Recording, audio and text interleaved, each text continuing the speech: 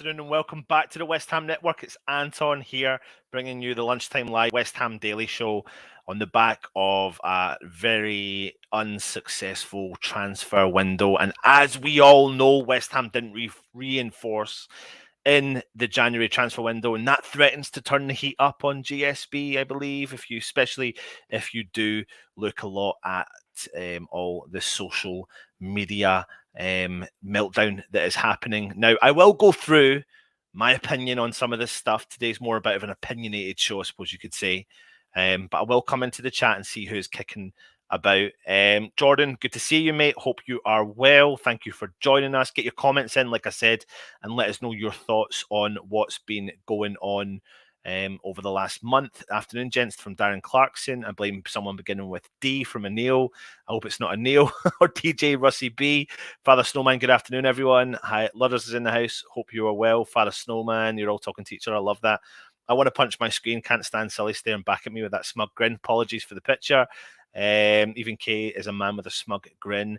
James is saying hello all. Anyone else expecting a rousing rendition of My Way by GSP next halftime? Steve Bell is saying afternoon all. Ludders is saying I'm fine, thanks, hope you're okay. David is saying expect an upbeat show today. Fingers crossed we can. I just want to get the point across, really, to be honest. All good. Just had lunch from Father Snowman. Really cool. Upbeat. Laughing your head off. Kretinsky has a chin on him. It's like Jimmy Hills. Dan is saying hello, everyone. And me, I'm good, thank you, mate. And Black Country Hammer, good to see you, mate. And Steve Bell as well. So I may as well get started on the show. And I'll come into your comments in a second. But will we live to regret this decision? That was in the palm of our hands. Was it in the palm of our hands? And suddenly we decided to step away from doing any deals, or were the deals swept away from underneath our feet? West Ham were one of 5 Premier League clubs not to bring in any new players during the January transfer window, alongside Arsenal, Manchester United, Norwich City and Southampton. And our decision has been met with unhappiness by a lot of West Ham supporters. And with the second half of the season already underway, that unhappiness threatens to break the sense of calm that has settled over the London Stadium over the last couple of years.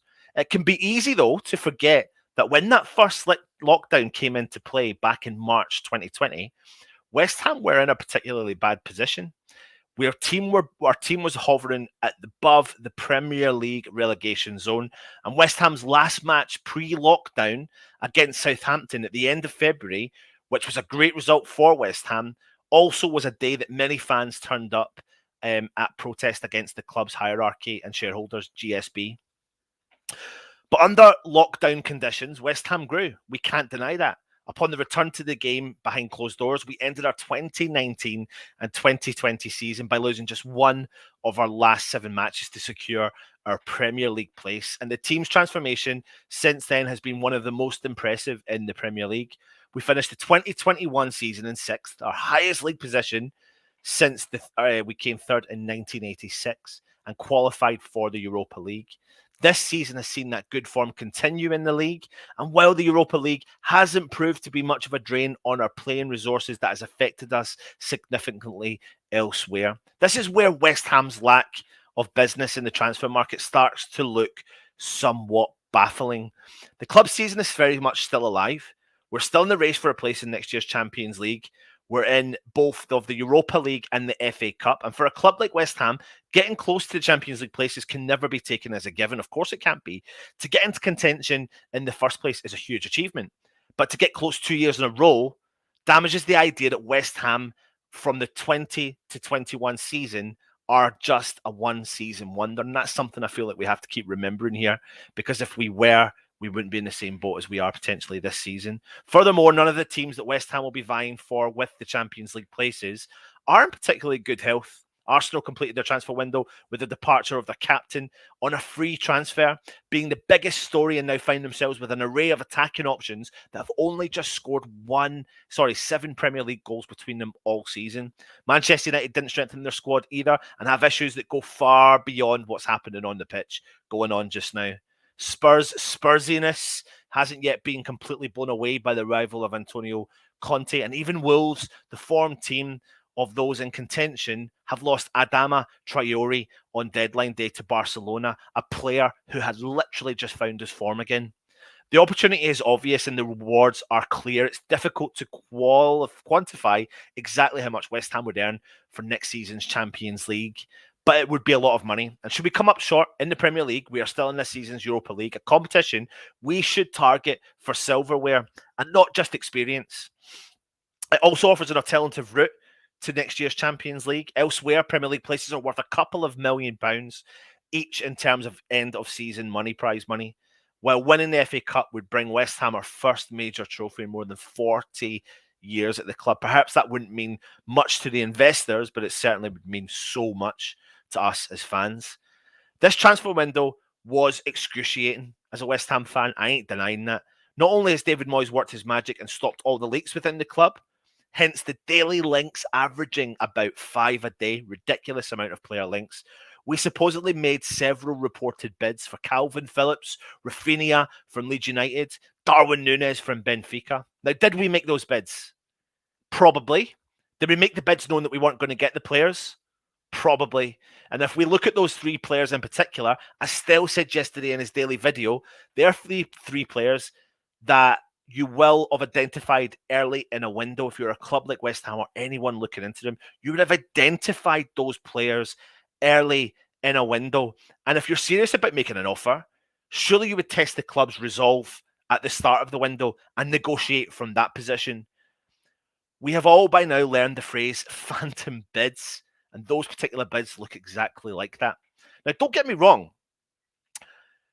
Don't get me wrong at all. There is a positive here. We didn't lose any of our most prized players either. Declan Rice and Jared Bowen will be West Ham players until at least the end of the season. But you hear me say at least. I mean, we don't have to be a rocket scientist to realise that clubs will be looking to test West Ham's resolve this summer with bids for 2 of our most prized assets. But that simply is common sense. And it's down to what these players are being told about the future of the club, about where we will go and what investment we potentially will get. Now, new reports suggested we made a loan bid for Zapata from Atalanta, the Colombian international, but apparently that bid was reportedly received too late. Now, when Daniel Kretinsky came to the club, he was interviewed by the Evening Standard soon after his investment into West Ham, which was confirmed. The new owner of 27% of the club, Kretinsky, made a comment which seemed to kind of go under the radar. He did say, though, "We have come to support the club, but so as to manage supporters' expectations. That doesn't mean big spending in the January transfer window," he said. "Few would have guessed that the not spending big in the January transfer window would come to mean not spending anything at all." None of this 2 months after a billionaire bought a significant stake in the club. And this is regardless of what his comments about managing expectations and how serious he was were ever going to get listened to. Seems likely to help West Ham over the remainder of this season. And we were, in a strange way, also a little unlucky. Our interest in re-signing Jesse Lingard reportedly fell on deaf ears because Manchester United didn't want to loan him to a direct rival for a Champions League spot. The Zapata situation seems to have been, carelessly mishandled by a club somewhere down the line.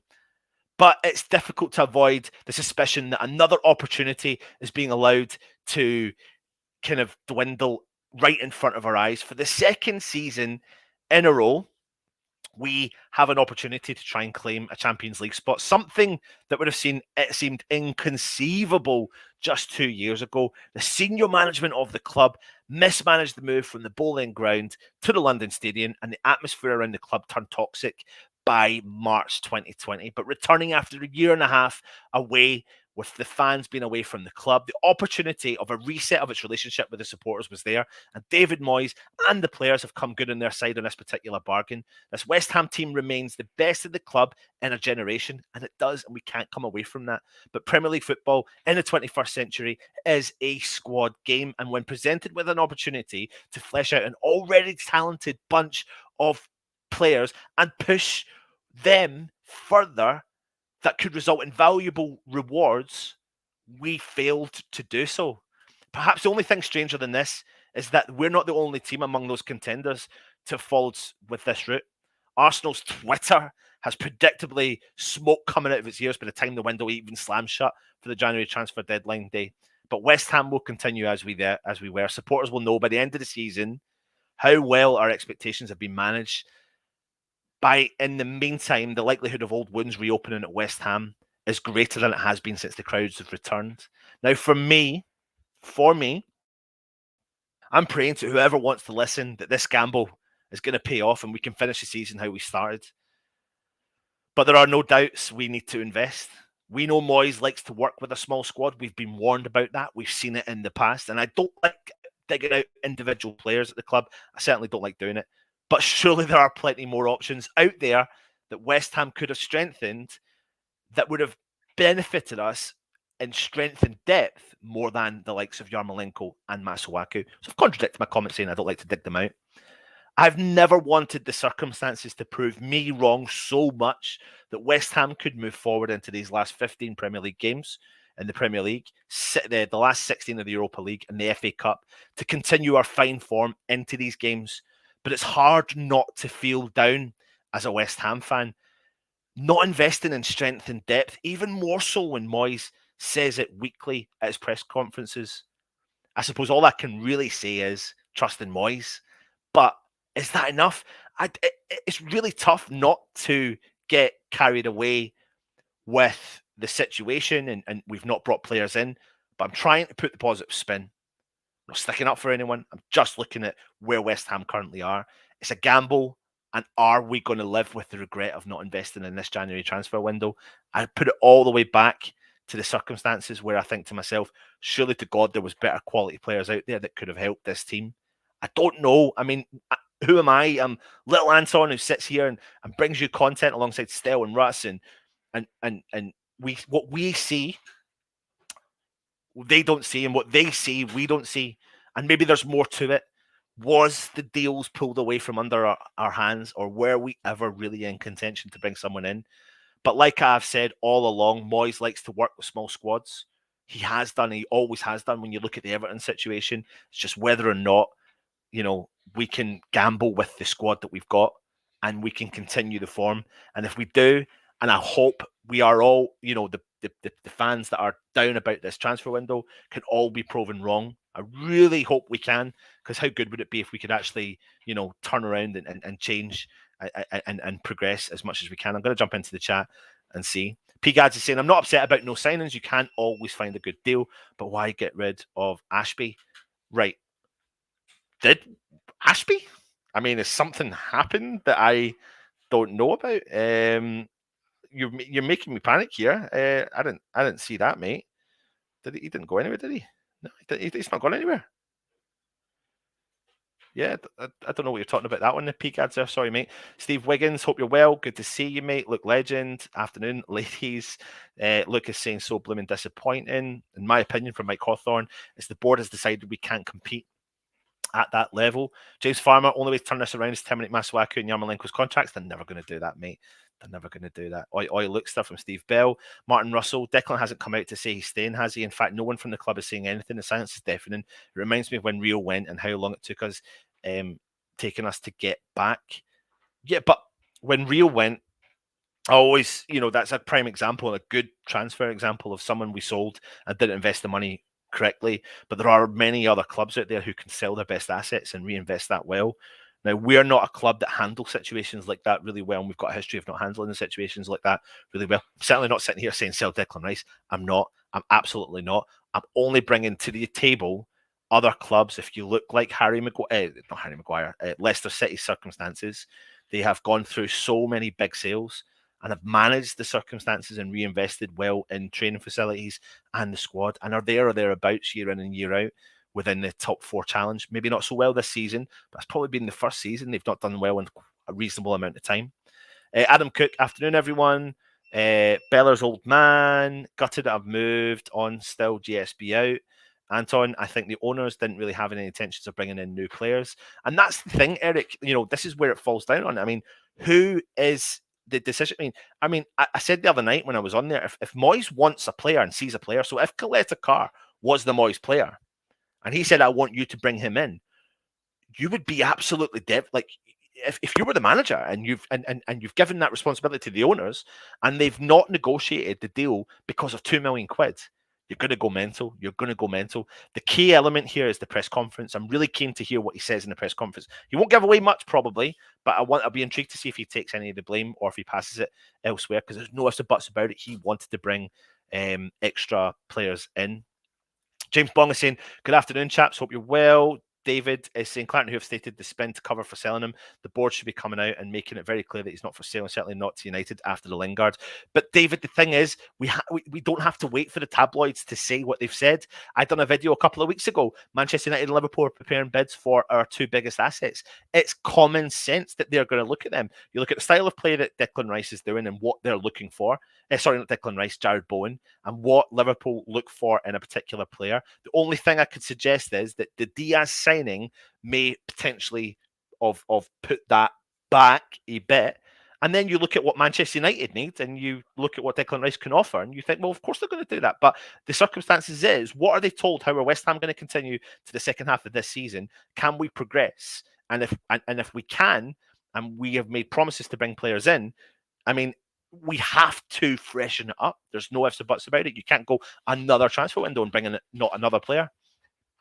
Father Snowman, we're unhappy when all the faith in Moyes, who tells us fans we need a centre back and a striker, and hey presto, nothing. Yeah, and it's tough. It's tough actually. Yeah. Adam Cook is saying, my only worry is Declan Rice will be disappointed with this window, and he may want to going in the summer, but I hope not. There's so many ways of looking at it though. Like there really is.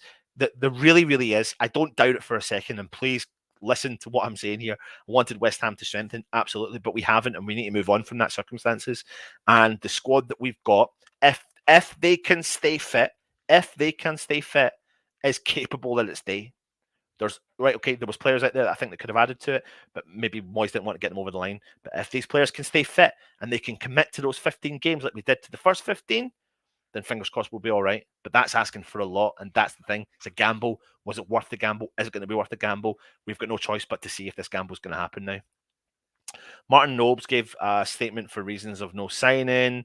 Personally, the list of players available on a fee in the transfer clouded everybody at the club's judgment and make spending £50 million on Coletta Carr seems expensive when Tarkowski is free in 5 months. And you wouldn't be surprised, James, if West Ham do go hell for leather in the summer window under David Moyes. Again, though, he likes to work with a small squad, so you may see players go out the door, which we know that contracts are out, so we'll have to see. Darren, we showed no ambition. Rice will be off in the summer. We always said, I mean, me particularly, my opinion would be, if we don't progress as a club, then I can't see why some of our best players wouldn't want to move on to try and go and win something. But I still think he'll be here, mate. I really do, unless it's a disaster of a second half of the season. But the key element here is that West Ham fans can still back what happens to the players on the park and not turn against them, because that would have a negative impact on us. Lots of big names on a free in the summer. I can see why the club doesn't want to spend big when the teams need an overhaul next year. Like I say, I have no issue with the first 11, but it's a lack of depth that worries me. We're still very demoralising. Yeah, I do agree with you, mate. I think the bids were punts by a couple of, absolutely they were. Steve, the thing I cannot understand is we're still in the FA Cup, battling for fourth, last 16 of the Europa. On the basis alone, it's a no-brainer to sign someone, but hey-ho, what do I know? And I'm the same as you. I am the same as you, Steve. But again, the messages were always there. I'm not going to sign people for the sake of it. Mark Noble done a podcast with Rio Ferdinand last week. He said the same. I deal with the manager. I speak to the manager, and the manager said, I'm not bringing players for the sake of it. So the messages were there week in and week out for the last several months. He said, I'm not bringing in players for the sake of it. We think Origi, and Moyes obviously doesn't think Origi.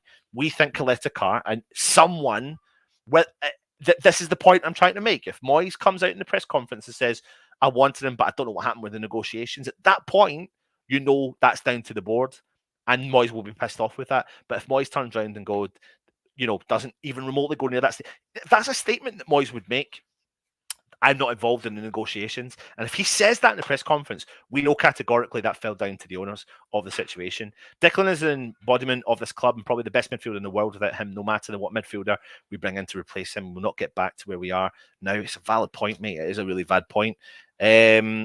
Kretinsky won't complain about the lack of spending. He put the message out, though, several times when he came in to say we weren't going to spend the money high out. Simple FA pay off our board to let Man United get champions. God. 30 million plus bid for 31-year-old Zapata. What was that crap about Red Bull model? If Moyes only wants proven Premier League players, he will need to find and afford what he's looking for. The thing is, though, he does say that, but sometimes you need to mix that with some talent. Now, I don't know how true the Zapata thing was, but there is a baller in Zapata. He's a good player, and Atlanta to have a free-flowing style of football. They score goals. I think they're like one of the highest goal-scoring teams in Europe over the last 2 seasons. And Zapata's been a really huge part of that. And his style of play, his clever ability, his strength is a particular player that Moyes would have looked at. Now, I never particularly spoke about Zapata because that one came out of the kind of woodwork. But we'll see. We'll see what happens. Moving forward, do we know for a fact that Moyes was given money? I hope we won't regret this, but I fear it will return to bite us if you know where. Let's be honest, Dick has never come out and said we were staying, has he? But he's never, he's still got a contract for a couple of years left. So let's hope we can work our magic and keep him there. Hazard, good to see you, mate. Scott is saying 2 ways of looking at this. 1, we are still skint and we're going to free fall. Or 2, Moyes says what he means and he's no longer. He has a longer term plan, and I'm hoping it's number 2, mate. Darren is saying, and just like my dreams, they fade and die. Father Snowman, did he really not? He really only repeated what Moyes has said before. Easy to say and means nothing to me. I'm guessing a lot to others. Chris Harris saying, afternoon, Anton. Moyes needs to understand there's a difference between a small squad and an inadequate squad. It's a good point, mate. Good point. No one player is bigger than this club. We've seen loads of good players go. You just recover as a club. Absolutely. But I think the point is, when you've got the quality that he is, Declan Rice and other players there, you certainly don't want to see them go. Moyes said himself, for what that's worth, that the money was there for him. I have heard it. Yeah, we have heard that. Anton, we can question. All of us play FIFA Football Manager. We could have got a dealer from France. Actually don't play. I used to, but I don't have bloody time to play them anymore. Peak ads, to be fair, the board did need new helicopters. The Hazard, yeah, but Anton, just remember Kidderminster will be Okaflex's and the other youngsters' chance to prove Moyes how good they are. I do think there is going to be, we're going to do our preview coming up on Friday night or Saturday. When is the FA Cup? Is it Sunday? I don't know. I'll let you know as it comes on when the preview will be as well. WHUFC, I can understand Moyes waiting to sign players that are right for a club, but for the life of me, I cannot understand him not using our under-23s to make the strain of our first choice players. I completely agree with you, mate. Has the bubble burst and will we resort back to the GSB model? Let's hope it's not. Let's hope it's not. John, Expat Thailand, we haven't got a chance without a full quality bench and game changers opportunity squandered. Richard, good to see you, mate. Thanks for joining us. Martin Russell, James Bong, yes, that's true, but did say he wants the club to show ambition, which they haven't. We all now know it's going to fall apart, and that's what hurts. On Yika, would have been very good with our squad. And Tony, yeah, but you're talking about big money there as well. I mean, phantom bids probably. I'll be marching through till March because for some reason I thought Ashby went to Hull. I guess it was just rumours. No, he didn't make you put me really panicked there. I'm going to save my judgment till the summer. I don't think Rice will be gone in the summer. Eric John, great point, Anton, about Leicester recovering from losing their best players. But this is it. This is where it comes down to. It's about every team loses their best players. Most teams lose their best players, and it's how they recover and how they invest. It's about investment. I'm not trying to justify why we sell Declan Rice, but other clubs out there have sold their best players and have had to recover and invest properly. And we don't have a history of doing that. We don't have a history of doing that. The Rio Ferdinand sale brought in Rigobert Song, Titi Kamara, and that's our memories. And we don't have good memories of reinvesting the money into the squad that well. Look at Sebastian Haller. Look at Felipe Anderson. It's not really worked that well because we've lost so much money from spending the money in transfer fees and then selling them on for half the price. What has Newman been doing since September? Let's hope. Listen, David, let's hope him and Moyes have a plan. We don't know about the plan, and the plan's going to work wonders. We're going to progress. We're going to go and win a bit of silverware. We're going to challenge for the top 4. And in the summer, we're going to go to all these players, raising the standards and go, we've got Champions League football. We've won a bit of silverware. Why would you not come to our club? Let's just hope that is it. But I could be in dreamland. I probably am in dreamland. The season is over for Dawson, Antonio and Bowen. Get injured, having no cover, simply poor risk management. Absolutely. But this is where now West Ham need to use the squad. We've got no choice in the matter. The squad has to come into play, and it has to come into play sooner rather than later. Did Moyes identify anyone the board could realistically buy? Who knows, mate? Who really knows? On the bright side, the Six Nations starts at the weekend. Absolutely, it does. There was never going to be any spending from Matt. It was all GSB smokescreen. After the sale of the price, the club has agreed there's no incentive for them to spend. The thing is, though, when the club is valued at higher, it's like if I want to sell this house, but I run this house down, the value will drop on the house.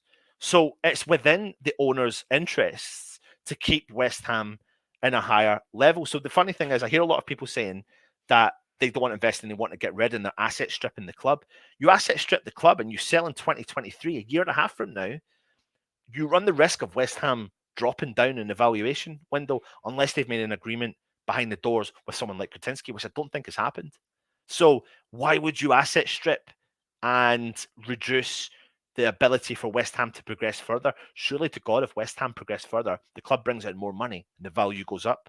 So I don't think it's in their interest to do that. I don't know. We'll see. Adam Cook is 6, still Europa League. If it is, it's still a good season from when we were fighting relegation a couple of seasons. Building the squad up and being top 8 is good for us. And that then falls back, Adam, to our ambitions at the start of the season. We qualified for Europa League. It's going to be a big ask. And some of the shows we did at the start, we were asking everyone in the chat, what do you honestly think? What's your opinion? What would you accept? Would you accept top 10 and a decent run in a cup? Giving the Europa League a right good shot and trying to win a bit of silverware? I mean, if we won FA Cup and we challenged the Europa League and finished 10th, would you be happy? Because winning the FA Cup, yeah, would be extremely happy, and I'd probably accept 10th place. I really would. And that's it. But we'll see what everyone else says in the chat as well. I can't see Rice leaving us before the next World Cup in November. Big risk. Valid point there, WH58, and that could be a big part to play. Valid point, mate.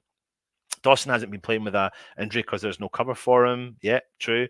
Nunes more likely to go to Real Madrid, 20 goals in 25 games. They know the lack of investment is likely to lead to the departure of Rice in the summer, and it wouldn't shock me if they bank those proceeds rather than spend. I guess it's time for the under-23s to step up. David, they are free to bid for out players if the price suits West Ham, then fair play, and hopefully we reinvest. I just want to see us stand up the big 6 and play games like Lingard when we push back. Rob's projected wall time for Newman to earn his dollar and get a couple of freebies in. I'm sure there must be a couple floating about. There is, and you can picture it though. We bring in a freebie and then the meltdown continues because we've not spent the money. But I think there are a couple of freebies out there. We could do a show on potentially who is available and what they could come in. The Lady January, we were up in the air because we didn't get a striker, just Lingard. This time round, we get nothing at all. Yeah, I know, mate. Scott R, it's more than 15 games, could be closer to 20 with Cup and Europa. I was meaning Premier League games, though, Scott. 15 Premier League games are left, and then the rest is built up from if we keep progressing further in the cup competitions. Martin, so sorry, but the players will be as unhappy as us as they think. What's the point? So I don't think we will be going up, more like down. But Martin, I don't know. Like you're talking about, you've got Benny back, you've got Fornals back, you've got Lanzini back. And yeah, okay. The squad looks like a tight knit squad. They look like they really all get on. And maybe they are unified. And I want them to prove and keep proving that they can continue playing at that level. Moyes is a manager and knows everything about our players who play for our club, so only he will know what will work or not. I mean, to go with it and with whether we agree or disagree. I'm of the mindset. I was actually going to put up there trust in Moyes, hashtag trust in Moyes, because I do. You know, slag me off all you want, but I really do. I'm annoyed that we've not brought anyone in, but I'm putting the faith in him. If I turn around and say to you 6 months ago or a year ago, he completely transformed my opinion, I can't just switch because of a transfer window. Pisses me off. But I'm not going to switch my opinion on him. Hope we never go for James Tarkowski. He's part of the reason why Burnley are down where they are. Nowhere near the player of last season. Daniel Da Costa saying, I predict the sale of Deck will be used to finance all future purchases. These owners will not invest a penny more until they depart. Quite saddening, a blow for our chances and dreams. There's only 3 to 4 players in the under-23s who may be ready but still make silly mistakes. And that's why I think Moyes has not used them. Kenny Minster could have gone back up for Antonio, in my opinion, believe it or not. Buy off all to watch the Winter Olympics. I thought that was starting. Is it not the 4th? Father Snowman. Why is everybody surprised? We've come to support the club, but as souls to manage supporters' expectations. That doesn't mean big spending in the January transfer window, insisted Kretinsky. Absolutely. Keith, we could do with Reece Oxford, Reece Burke, and Josh Cullen now. We've not even replaced Haller. How on earth would we replace Haller? Winter Olympics is all about the chunky spandex. Kaiser is saying we love Rice, but the good thing in this position is easily filled. Kretinsky thinks he's got one over GSP. GSP think they've got one over Kretinsky. Moyes, the squad, the more importantly, us fans are left to pay the price. The price is agreed with Kretinsky. The Hazard, if Antonio gets injured, it will help maybe because that means Okaflex has the opportunity. And I'm not saying I want him, but that's true. Michael is saying the youngsters will be happy as now they have arguably a better chance to make the first team. They absolutely do. Scott is saying we really don't want to play all the kids on Saturday. Kids Munster are a tough veteran. Kidderminster are a tough veteran club. We need Kroll, Noble, Dawson type players to give back to them. I think we will have a mix. I really do think there'll be a strong mix in that competition as well. Let's be honest, none of us know what is going on. So let's just do what we do best and support the whole team and coaching staff to the end of the season. Nail on the head, mate. Nail on the head. I'd put all the eggs in the Europa basket. John, expat, no excuse. We could have got a free or a loan, but we did absolutely nothing. I think you'll find the share sale price has been pre-agreed. All the current majority shareholders have to do is maintain Prem status. No incentive to do more. Rights will be sold to bring in players. No, it's not Sullivan's interest, Anton. Kretinsky and Sullivan already agreed a share price for it. And when it happens, there's no motivation for Sully at all. He still gets the agreed price. Valid point. Very true. So, yeah, absolutely. I'm going to come on to the last comment there. I can see. And why is he not properly using under-23s? No excuses, Ludders. We have been losing games in the last few minutes because the players are knackered. Having a few new legs would have made a difference. Completely agree with you, Ludders. Jelly Deals. You're too optimistic, Anton. You're a GSB wet dream when it comes to fans. No, I'm not, mate. No, I'm not. I'm not. I'm trying to see I'm trying to think in the Moyes mindset. I have an opinion. I'm a fan. Been supporting West Ham all my life. Been travelling home and away all my life from Scotland. And I'm as frustrated as anyone else. The difference is I put it across in a different way. So I've said it all along since I've done this channel. I'm a half glass full West Ham fan. I'm not a half glass empty West Ham fan. Even when West Ham were playing shit and getting relegated, I'm a half glass full West Ham fan. So I'm going to try and see the positive spin on it. And right now, I can see that we're tired as a club. But if we can get the best out of our squad in the last 15 games, we've got a chance. If we can play the way we've been playing in Europa League, we've got a chance.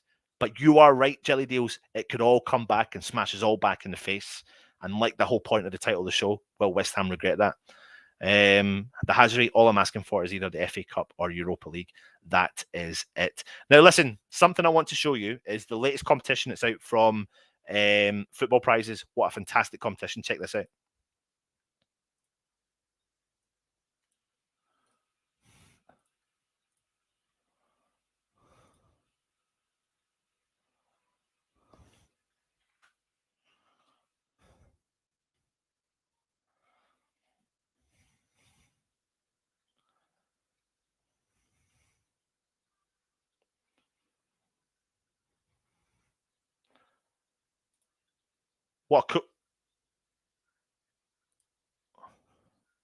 What a really nice prize. So with your chance to go and try and win that, you have to click on that link and you'll see how much the tickets cost as well. Only 99 tickets will be sold. So go and check that out. Jelly Deals. No, I'm not the GSB wet dream. I could say the same about, you're feeding into the hand. You're fueling the fire. If people are going against the board, I'm not for the board. I'm completely against them. If you watch the show, you would have seen that.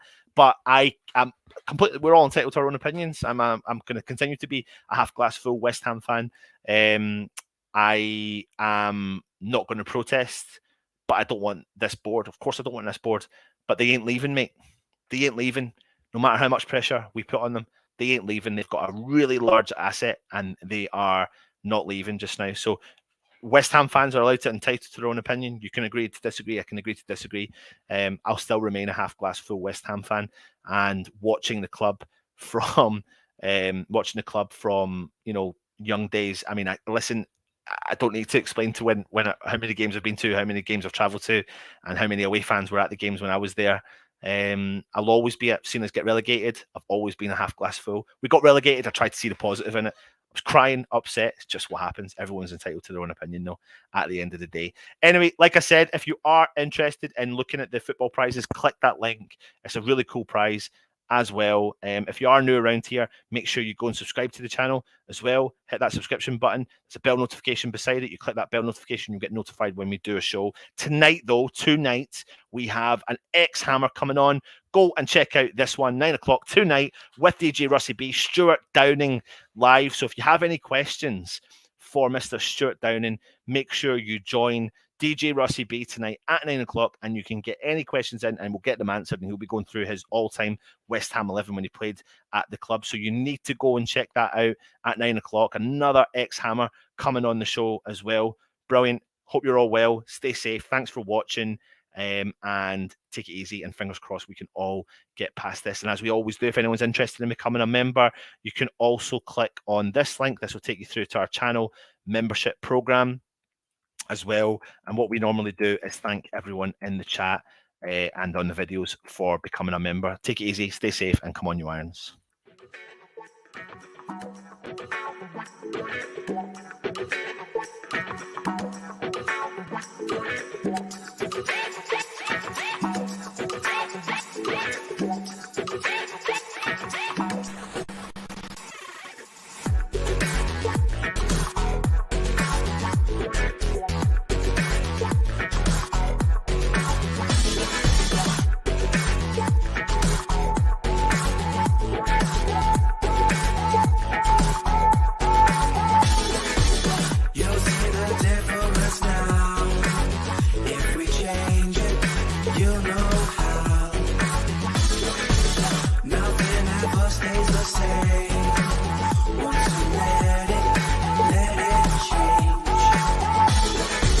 It's like a family tree, part of you and part of